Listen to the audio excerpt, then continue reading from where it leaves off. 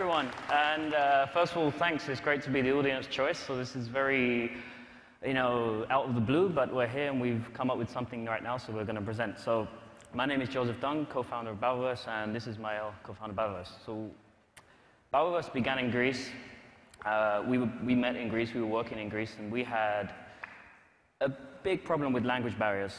Working, talking day to day, going to the doctor, and we thought, there must be a better way than machine translation or using algorithms. There must be a better way. There must be a solution to this problem. So we came up with Babelverse as our solution, and it's crowdsourcing of real-time human interpreters all around the globe. Let's get into a demo, actually. And I think we're going to try something here. So where do we begin? Babelverse has been doing many things. We started in March last year, and what we have right now is a product for live video, live real-time video, and conferences. So let's demonstrate. I hope this works. We've just set this up right now. So you can go to babelverse.com/tcdisrupt to see this.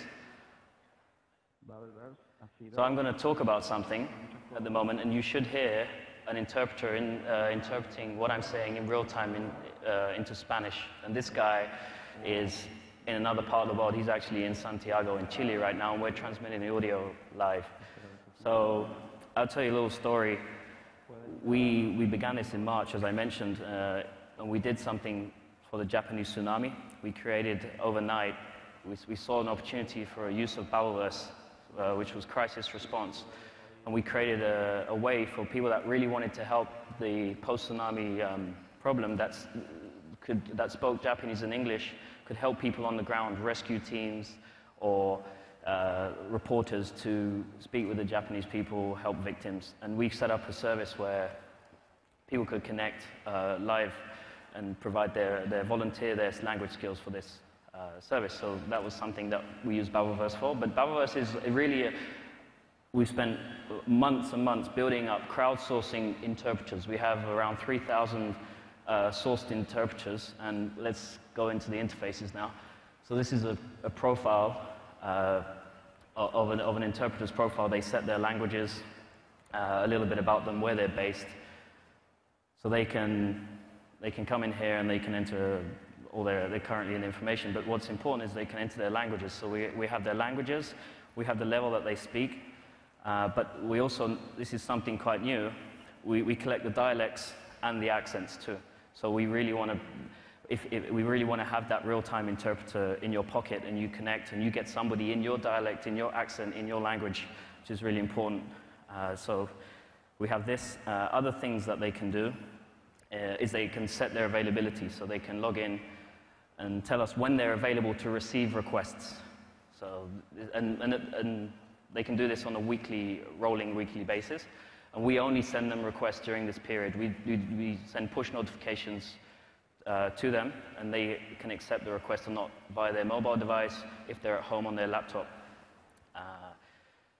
Other things we do, we collect their expertise. So if you're in a pharmacy, you want to talk, you have a language barrier with somebody, you can get Babelverse out, and we'll connect you with somebody that can interpret the medical terminology or be very specific. So this is really important.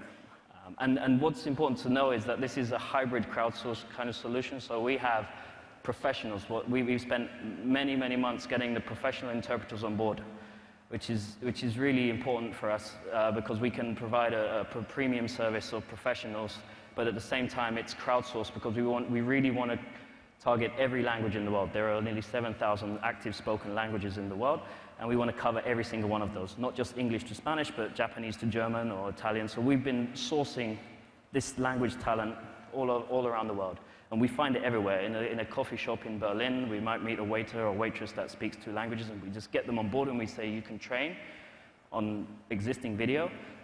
Professionals will rate their interpretation, and if they have to practice more, they will keep on practicing, and then they move up to experience. So we have trainees, experienced interpreters, and professionals. What else is there?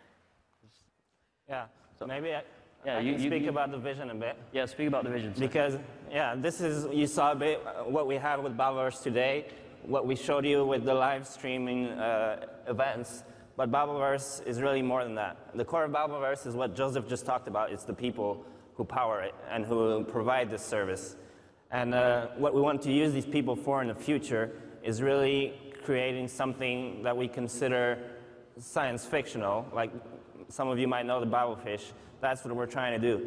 We think that Babelverse can bring a revolution in communications so that you can travel anywhere in the world and be able to speak with anybody regardless of what language they speak or what you speak. Everybody can speak their native language and understand each other without having to revert to a de facto language like English, and which we see really doesn't allow you to communicate. Everybody is today speaking what some call Globish, which is a very simplified version and doesn't allow you to express real emotions and context and a lot of things. So yeah, that's it. So we really want to make this happen, and we will make it happen. So thanks a lot, everyone. And yeah, cheers.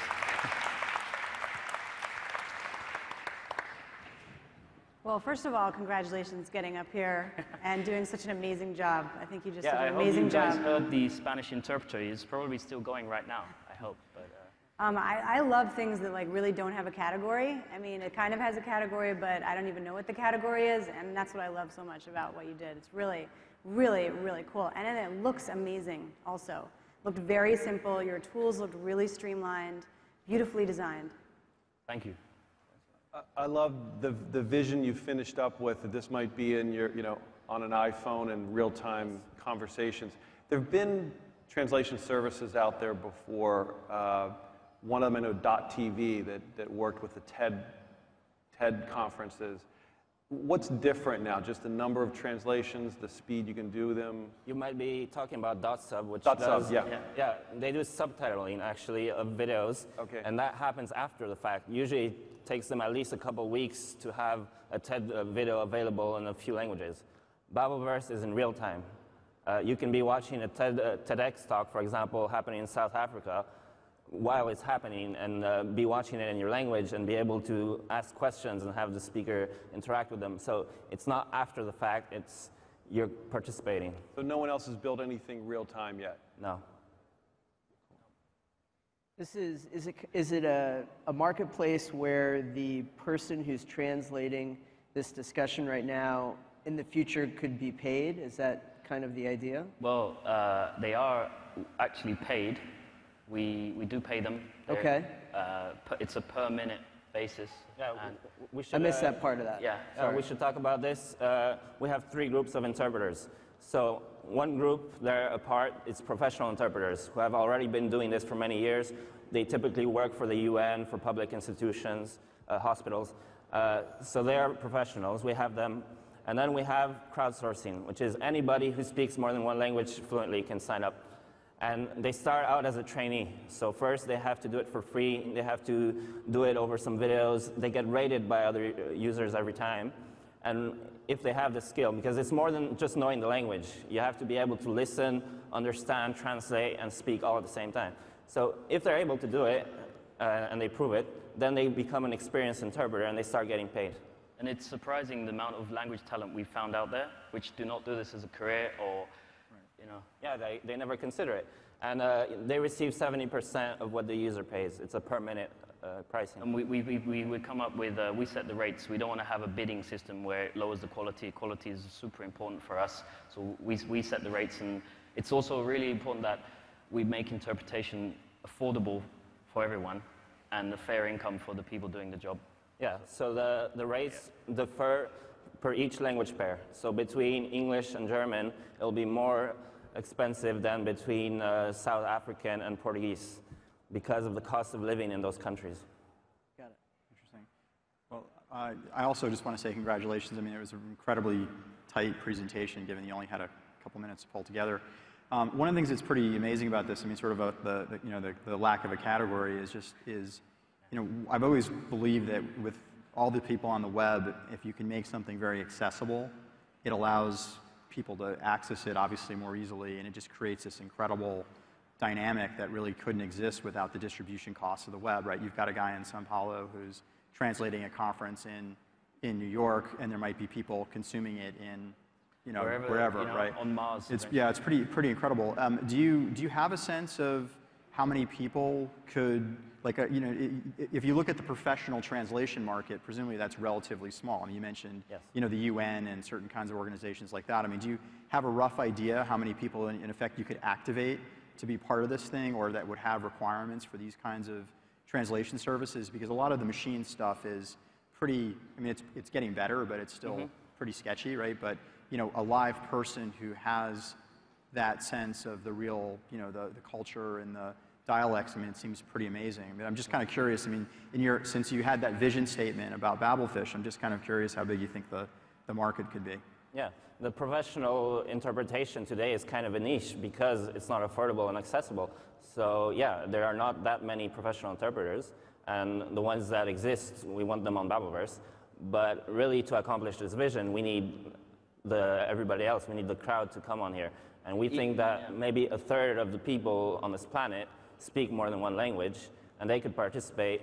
We showed you the availability system, so it's very flexible. You say, I can do 2 hours on Saturdays, and you just do it, even if it's not about the money, just to help out, because you will use it. So it's a balanced system.